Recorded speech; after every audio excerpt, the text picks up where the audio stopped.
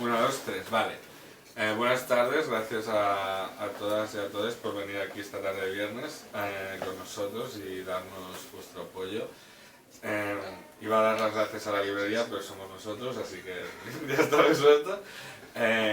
Me presento, soy Albert Cameron, escritor y periodista y traductor y un poco mono de feria, y es Chimi, que es multitude frutti, o sea, hace todo. Y hoy vamos a hacer como una presentación cruzada de nuestras novedades. Entonces él me va a hacer a mí unas preguntas sobre este libro que en realidad está escrito con Sergio Set, y también hablaré un poco en nombre de Sergi, lo que pueda. Y yo le haré preguntas sobre Aventuras 5, que es el quinto de su serie de las aventuras. Es el cuarto. El cuarto, pero es el número quinto, hablaremos de esto. Y eso. Entonces luego hacemos un turno de preguntas. ¿Quieres empezar tú o empiezo yo? De acuerdo. Sí. Vale, empiezas tú, vale. Lo primero que quería comentar,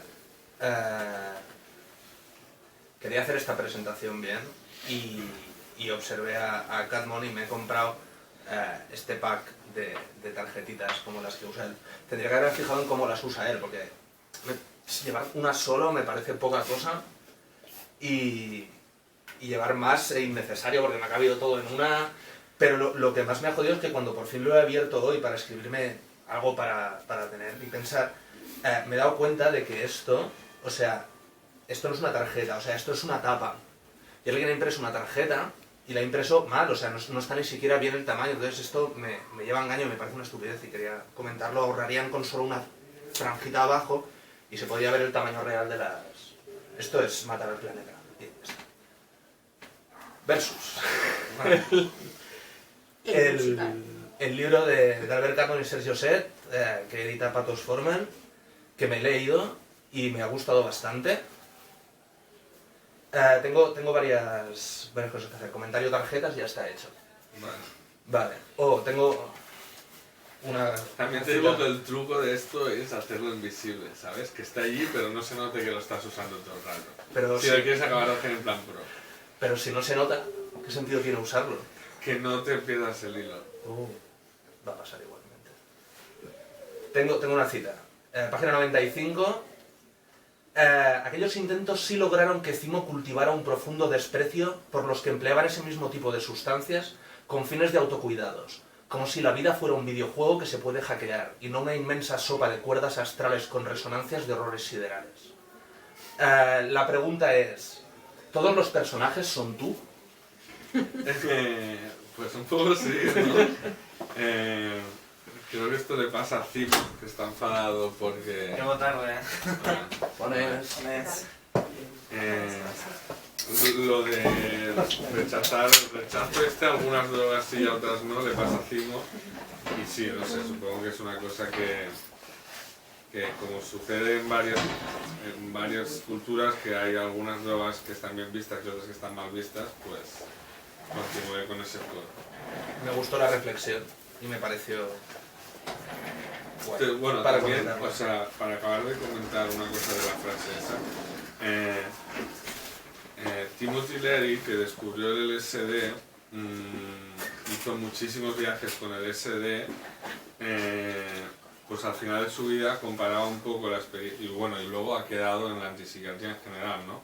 La comparación entre la liberación del LSD y la liberación de una vida monástica.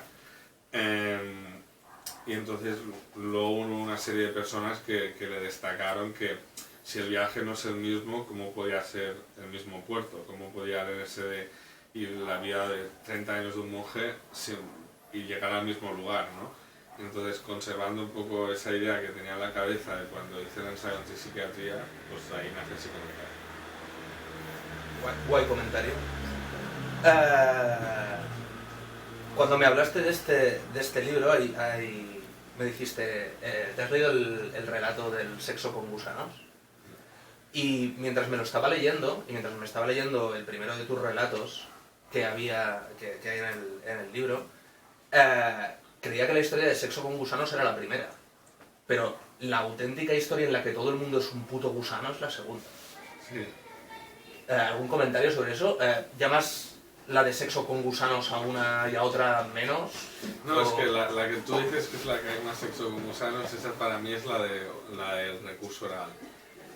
Porque está todo hablado como si fuera una persona como si fuera un quinquillero, entonces ese relato lo relaciono al tono de voz que empleé todo el rato de intentar usar cuantas más palabras en código o en jerga mejor. Entonces el segundo relato lo tengo en esa categoría. Y en realidad lo que hicimos Sergi y yo fue hacer el principal relato y luego Sergi escribió un poco más y me animó a mí a escribir y entonces decidimos desarrollar los mundos que habíamos creado. En el mundo de Sergi hay una banda que son Pesadillas de Matoma, que es una banda de metal, y entonces amplía el universo de la banda de metal. Hola. Y en mi relato, hola. Cada vez se me hace... O sea, cuando escribí este libro no pensé que luego tendría que presentarlo. Pensé que es un actor.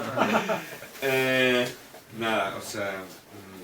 Es que no sé, en realidad la idea la quité de una novela que se llama Modern Maggot, que me encantaría traducirla. Y eso, entonces yo tenía la parafilia esta que salía en el texto y quería ampliarla y hacer un universo en el que varias personas pues se enganchan a los gusanos esos que tienen como una droga dentro. Lo explica muy bien en el libro, pues animo a comprar.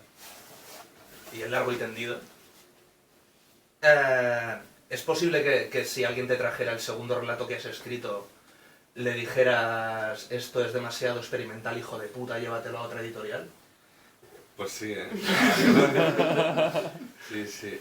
Sí, bueno, es una de las... O sea, ya lo he dicho que lo del versus es un formato que idearon que ya salió publicado antes, que los americanos combatieron con los ingleses, bueno, en el formato este, otras cosas de la vida también.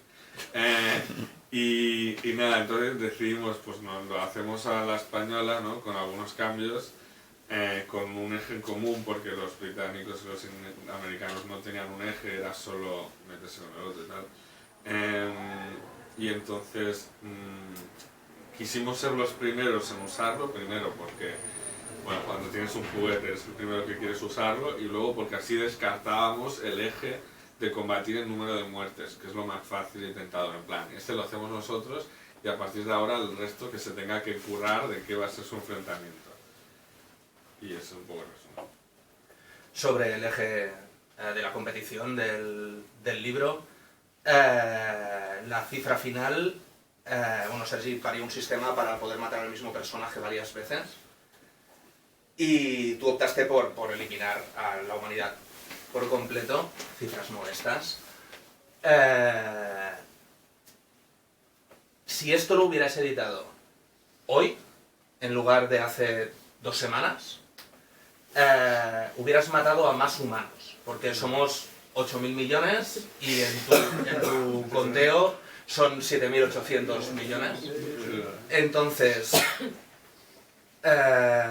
¿quieres reescribir el canon y ubicar esta historia en el futuro de su publicación en lugar de un tiempo presente? No, porque ya ha ganado Sergi. Ya, o sea, está muy bien pensado el sistema de matar varias veces al mismo personaje. Yo tenía miedo de que él matara multiversos y tuviera como alguna idea o jugar con el pasado y el futuro. Eso también hubiera dado muchas muertes. Pero pensé, bueno, voy a por el planeta. Entonces lo que hice fue, porque claro, o sea, no es moco de pavo, o sea, eliminar a toda la humanidad del planeta es realmente, a menos de que con temas mágicos, es una, como digamos, es una hazaña agrilogística, o sea, son un mogollón de animales conquistando el planeta. Entonces leí varios libros sobre terraformación, cómo se hace, porque hay gente que propone cambiar la temperatura con satélites y con cosas así. Entonces, con la información que conseguí sobre cómo se terraforma la Tierra, pues dije, pues así podré matar a la humanidad, y sale lo de los mamuts y las placas tectónicas, pues eso lo saqué de un libro sobre terraformación. Lo de los mamuts me ha gustado mucho. Pues es verdad. También me gusta que en este universo haya alguien que ha escrito Parque Pleistoceno, y en lugar de dinosaurios son mamuts, yo creo que tiene que ser una mierda. O sea, porque para un rato, vale, pero solo mamuts, ¿sabes? Y no hay dientes de sable o dobos. No tendré cuenta.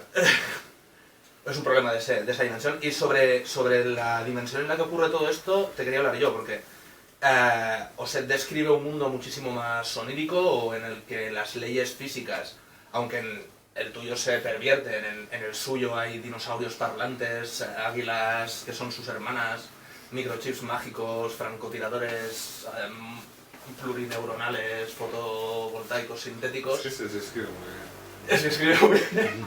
No, yo no me imagino, o sea, cuando hicimos la presentación aquí en Barcelona, Uri, que es el portadista, hizo comentario de Bromance, o sea, a mí me encanta cómo escribe Sergi, y tal, fue uno de los placeres de este asunto. Pero, No, Sergi escribe muy bien, ojalá estuviera aquí en lugar de ti. Pero como te tenemos a ti, lo que quería preguntarte es que el nexo de unión, tal y como has dicho antes, es la música. Las referencias musicales son continuas, durante las 31 putas paginazas de nota de los autores se hacen muchísimas referencias a grupos existentes o no, y luego en vuestros universos se comparten bandas como los Pederastic Parents, los miembros de la banda de Hematoma existen en los dos universos. ¿Esto es porque ocurre en la misma dimensión, o porque el grupo está en varias dimensiones, o porque el grupo está en todas las dimensiones? Esto es una pregunta para mí.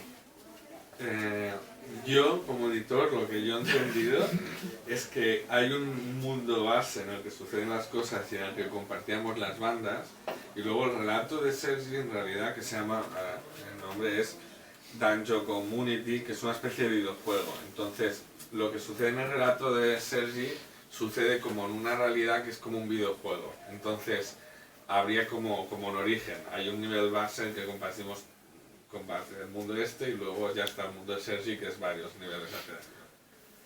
Vale, respuesta. Sí, me respondió la pregunta. Luego en el tema, porque la ambientación es claramente manga. Sí, también otro eje que teníamos en común era lo del rollo manga, si podíamos darle a los personajes algún homenaje. A los dos nos gusta Junji Ito, Hideshi Hino, y eso es algo que también un poco el portadista yo creo que también capturó. Sí, el Uri va a hacer la portada. ¿Te puedo hacer una pregunta? Dale. ¿Cuál fue tu relación con el texto en la elaboración de la portada? Cero. Excelente. Cero. Pues lo captaste a la perfección. Me dijo, libro, el concepto es que dos autores nos vamos a enfrentar, no sabía ni que era a muertes, nos vamos a enfrentar en general. Y yo digo, vale, pues yo qué sé, a lo mejor es como la FMS que se tiran beef, no sé. Digo, vale, pues los voy a hacer como si se fueran a pegar de verdad en un cartel como de boxeo, ¿no? Y entonces, como es Splatterpunk, pues dije, pues azul y rojo, porque son como los colores de las venas. Bueno, cómo se representan, ¿no? Visualmente, y eso. Pepina portada y pepinos colores. Bueno, además tenía el reto de hacer una portada que sirviera para futuros números. O sea, que luego pueda cambiar unas cuantas cosas y conservar el formato de colección. Claro, o sea, ahora si se presenta a otra gente puedo poner a los dos autores, pues... Con otros colores. Claro, con otros colores. O Albert y Sergi todas las veces. O eso, Pero en distintas posturas, o sea, los dibujas cada vez para el libro de otro. tentador. Y buen lila intermedio para las sombras de ambos dibujos. Esto es una evaluación. Vale, esto más que una pregunta es un comentario, adelantándome a las preguntas de la audiencia. Mientras lo leía, digo... Tanto tus textos como los de Sergi, digo, esto es una paja. Que se han hecho aquí encima, un poco. Porque ambos relatos hablan de vosotros mismos. Y hay mucho de vosotros mismos volcado aquí. He visto cosas de Sergi que estoy seguro de que son referencias a sus vivencias, y he visto cosas de ti que sé que son referencias a lo que he visto de vosotros. Entonces he pensado, esto es una paja, pero es una paja en grupo. Y entonces le he dado un par de vueltas al tema, y creo que una paja en grupo es sexo en grupo, porque existe un intercambio sexual al existir la coexistencia. Entonces quería saber tu opinión al respecto. Sí, o sea, si quieres pensar esto como una reproducción mía y de Sergi, o sea, adelante. Y entonces, Además habéis parido algo, ¿no? a lo mejor lo cobro más caro entonces. Pero sí, no sé. Yo siempre he pensado que escribir es dejar... Bueno, es que no sé. Al escribir y al hablar dejas trozos de códigos tuyos en otras personas y luego se quedan esas palabras o esas metáforas, pues sí, es un poco reproducirse. Esa no es la pregunta, te he preguntado si era una paja en grupo. No, bueno, sí. Espero que los siguientes dos se comporten y no sean tan paja en grupo. A mí me ha gustado, ¿eh? O sea, y me han gustado todos y además ahí son variaditos. Y salen personas gusano, que es algo que a mí personalmente me hace gracia. ¡Heidi Club! Heidi Club. Lo que esperabas que coreara, ¿no? Exacto. Bueno. Pues yo creo que por mi parte estas son las preguntas que tenías. ¿Tienes algún comentario más sobre esto? Si crees que hemos hablado un poco de Sergi. No, bueno, a ver, es que no sé, podría añadir el comentario para hablar también un poco del relato de Sergi. Sergi escribe en catalán y tiene un estilo como muy musical en catalán y yo creo que ha intentado conservar eso en este relato, pero con conceptos japoneses, y entonces a veces parece un poco más críptico de leer, pero solo como las características de este tipo de textos que no son, o sea, no van a que des algo de tu parte y quieras entrar en esa musicalidad y entonces yo aprecio mucho esa escritura, que la comparo con Juan Benet, porque son los tipos de escritores que no puedes leer en la casa más así, tienes que leerlos en plan apoyados, sí, mente fría, ¿sabes? Pero sí que exige más de ti, pero luego es más gratificante. Entonces mi relato lo veo como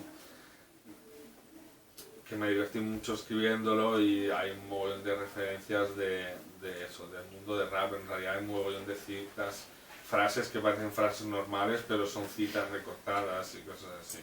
Pero lo que pasa es que ya ni me acuerdo de qué canciones ni nada, o sea, eso ya pasó. Vale, pues tomo yo la palabra. Voy a presentar Ego Aventuras 5, que es en realidad Ego Aventuras 4. No, a ver, no. Vale. Es Aventuras 5. Pero es el cuarto de la saga. Es el cuarto, vale. Pero se titula Ego Aventuras 5. Exacto. Ya polémico desde el inicio.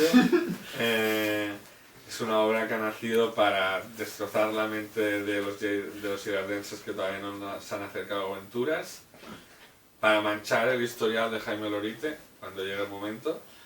Y bueno, no sé, voy a las preguntas, ¿no? La primera pregunta es si crees que, o sea, cierra Twitter,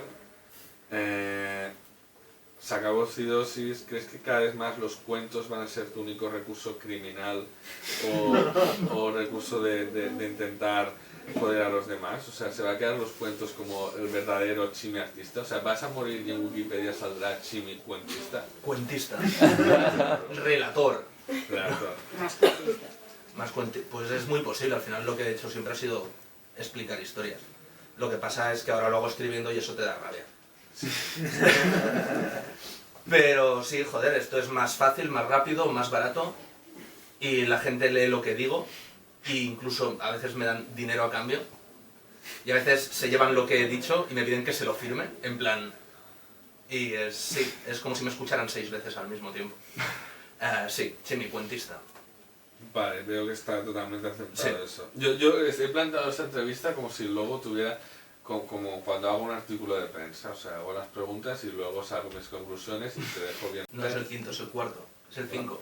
Bueno, si notas la evolución del primero a este, si te notas más cómodo escribiendo, si tienes menos síndrome de impostor, si, no sé, si te arrepientes de algún cuento del primero y crees que del quinto no te arrepentirás de ningún cuento, la evolución, o sea, ¿qué han pasado? ¿Cuántos años han pasado desde el primero? Esa es una buena pregunta, yo creo que han pasado unos 3 años. Y en estos 3 años tú también has cambiado, entonces, ¿vamos a encontrar las mismas aventuras? ¿Has conservado la esencia o hay algo distinto? Yo creo que hay pocos tipos de egoaventuras, al final se repiten, ¿no? Está la egoaventura corporativa, la egoaventura emocional y la egoaventura distópica, ¿no? Y son intercambiables y tal, pero al final van por ahí. basándome en ese modelo en el que me sentí súper cómodo en el primero y luego repetí para el segundo porque al final eran relatos de una misma tanda. Ya para el tercero escribí a propósito, con la idea de decir, vale, pues vamos a hacer Ego Aventuras 3. Y escribí relatos, algunos se quedaron fuera, otros dentro y tal. Y este cuarto, Ego Aventuras 5, pues ha sido un poco más sentarme y decir, pues al tajo, voy a escribir una Ego Aventura, porque ya sé cómo son, ya sé cómo funcionan, y entonces me puedo concentrar más en la forma, porque hay cosas que ya tengo planteadas. Es como tener seleccionado ya los pinceles de Photoshop que te molan antes de hacer un dibujo, o encargarle a una IA que te haga una portada para una revista en Canadá. Y como apéndice a esta pregunta, ¿tu labor como editor también crees que ha cambiado la evolución de las aventuras? Sí, porque en este caso quise que uno de los relatos tuviera una fuente de máquina de escribir y que en otro de los relatos hubiera un comet nazis entrecomillado también con una fuente distinta, y puse asteriscos entre las cartas para joderte a ti, que eras quien maquetaba. Y sí, desde luego el ser editor me ha ayudado más a enmarronarte y hacer de esto una labor mucho más complicada. También he procurado hacer una Ego Aventura muy larga para que Vic, el ilustrador de las Ego Aventuras, tuviera que leer más. ¿Le puedo hacer una pregunta a Vic? Le voy a hacer la misma pregunta que le han hecho. Pregúntale. Que es, ¿qué relación tienes con el texto antes de dibujarlo? Pues leérmelo... Me lo leo una vez, miro a ver qué imagen me viene, porque hay un problema con ir avanzando con esto, es que se siente más cómodo escribiendo y escribe más. Y más cosas más complejas, entonces es más complicado elegir y más complejo lo que tienes que dibujar. Entonces me los voy releyendo hasta que me viene una imagen que encuentro que le añade algo más a la aventura, que no es lo obvio que cuenta.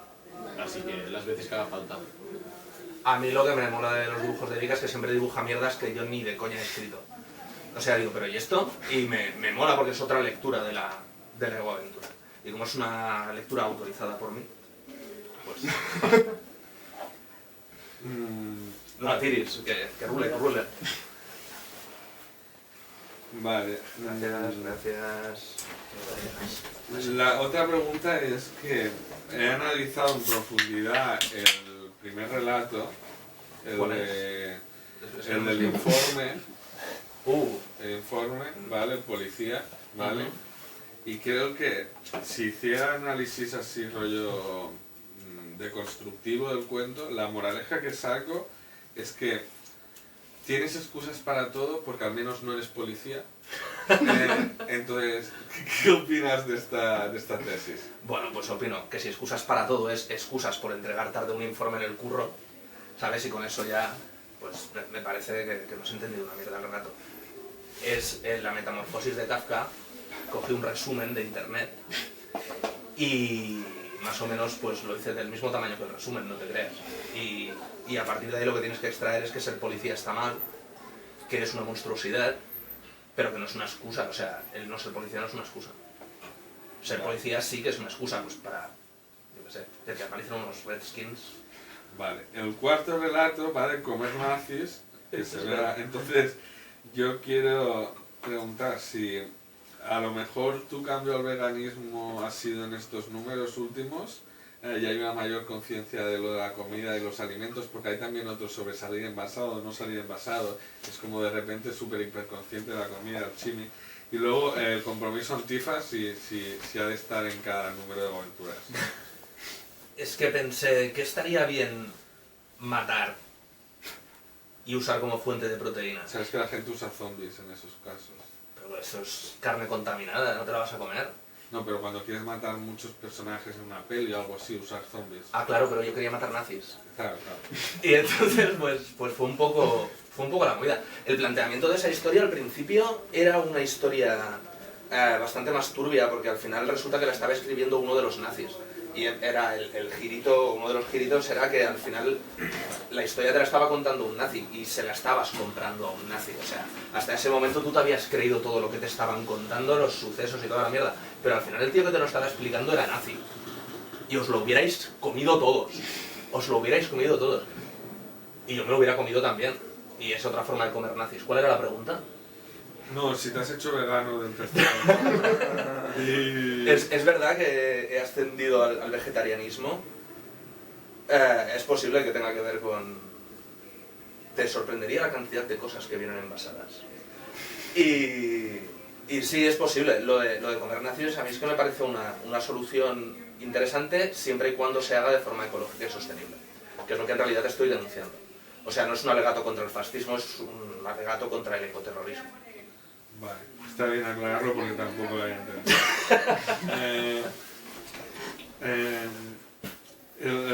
Mi relato favorito es el uno en el que hay muy tú, en el sentido de que el protagonista es un escritor, y es el de la prehistoria. Entonces, si querías contarle al público cómo nace ese relato, en qué contexto, y luego si me puedes explicar a mí las descripciones que haces en ese relato, cómo las hiciste, porque me parece para mí la mejor parte de las aventuras. Es que ese relato mola. Ese relato lo hice... O sea, al principio no era una egoaventura. Hay una persona en internet que se llama Distriaslo que hace fanzines online. Y hubo uno en el que participó Catmon, que era de temática Goblin, que me leí tal y dije, ostras, aquí me molaría participar también, enviar algo, porque hace días que experimento con el género de terror y me interesa porque pagas. Y ahora sí te cuelo algo. Y... Me vas a salir en la antología. Es verdad. Se me olvida siempre, tío. Ahí me he recordado ante copia y se me ha ido la copia. Bueno, total, que estaba experimentando un poco con el tema y este fue mi primer acercamiento al género. Entonces, mi aproximamiento al terror nace de mi forma de escribir normal, que es natural, que es la que me nace, con el aprendizaje formal que he hecho de Catmon con los códigos de la escritura de terror, que es la que hace. Y me parece que queda un amalgama curioso en puente entre las dos cosas. Lo que pasa es que una vez más tuve que traicionarme a mí mismo y la temática, que era terror prehistórico, acaba siendo un ego trip, sí, onírico, que creo que es la primera vez en mi ficción que toco el tema de los sueños. Y me gusta mucho el relato, además es largo de cojones, porque era para una antología de relatos que he acabado usando aquí porque la verdad es que el formato era de egoaventura. Y efectivamente el protagonista en este caso soy yo, que creo que es la única egoaventura en la que el protagonista no solo soy yo de forma indirecta, sino que hablo casi en primera persona, aunque en tercera, en Egoaventuras 5, que es el cuarto. Tenía una pregunta sobre familia y tal, pero está tu padre delante, ¿sabes? No, bueno, Claro, a todo esto decir que ahora mismo mi madre está presentando otro libro aquí al lado en son los Castellers. aplausos que se oyen por ahí. Porque están aquí en Castellers. Está mi madre presentando un libro que no es el mío. sí que se oyen, ¿eh? Los aplausos. Sí, está haciendo todo eso. Es a vosotros también. Vale, Veo gente aquí que lo está viendo por streaming. dos preguntas más y luego un comentario ambiental.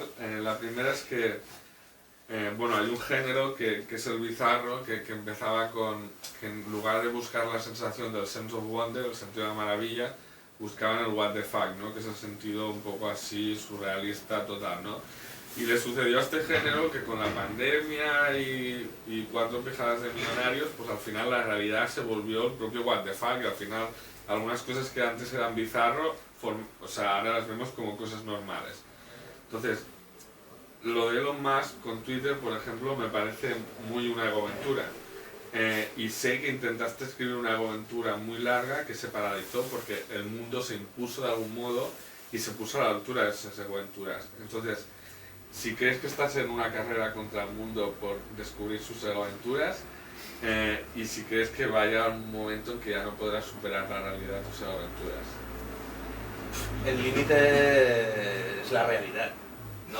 Y la realidad es muy variable y relativa. Si vivimos en un mundo, en un contenedor universal que tiende a infinito, necesariamente y con un 100% de probabilidad todo va a ocurrir. Y a no ocurrir, pero como pueden ser las dos cosas al mismo tiempo, pues ya está. Así que, por más chorradas que yo escriba, solo es cuestión de tiempo que ocurran.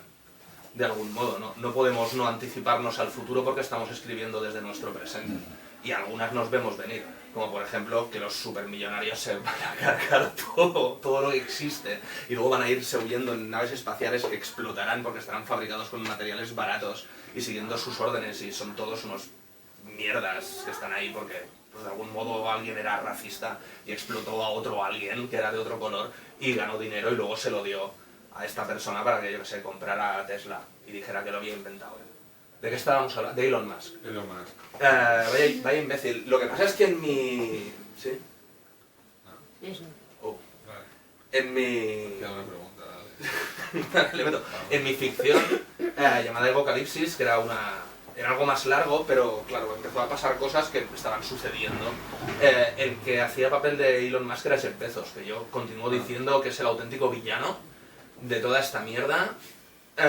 Y en mi novela Elon Musk solo lo denunciaban su progenie, que es lo que acabará pasando aquí porque es una persona completamente irrelevante que solo tiene un montón de Ya ha dinero. pasado su hija trans.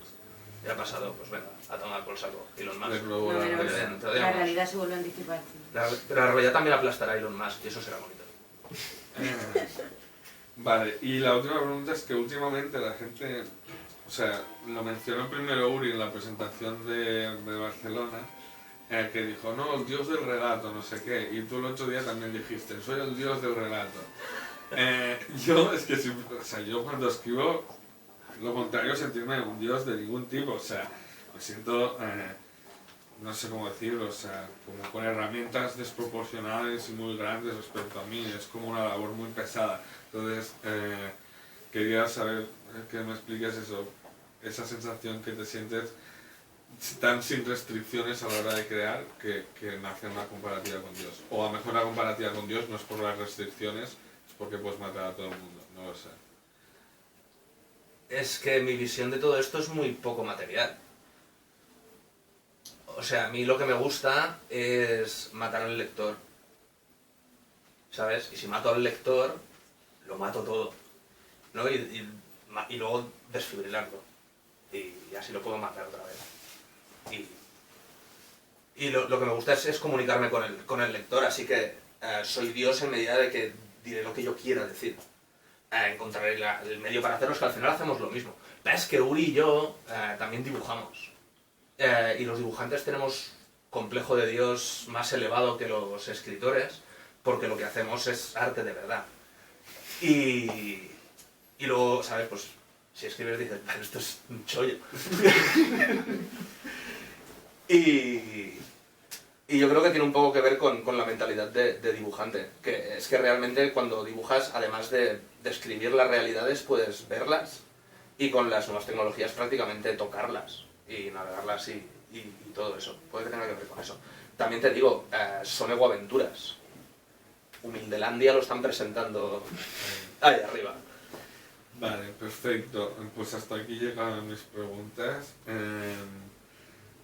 Si fuera un artículo, usaría los aplausos y escribiría un artículo rollo trauma edípico y tal. Todo por el clickbait, porque la prensa es lo que somos, clickbait.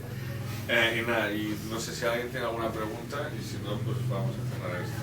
Preguntas a la de una, preguntas a la de dos. Que no tengan que ver con la numeración de las egoaventuras. Yo sí tengo una pregunta sobre la numeración de las... Ah, no, espera. No hay preguntas sobre numeración de aventuras. Vale, pues lo dejamos hasta aquí. Muchas gracias a todos ¿El por venir. próximo Aventuras qué número será? Será Egoaventuras Infinity, con nuevos personajes y una chica gamer. Bueno, Podemos irnos ya.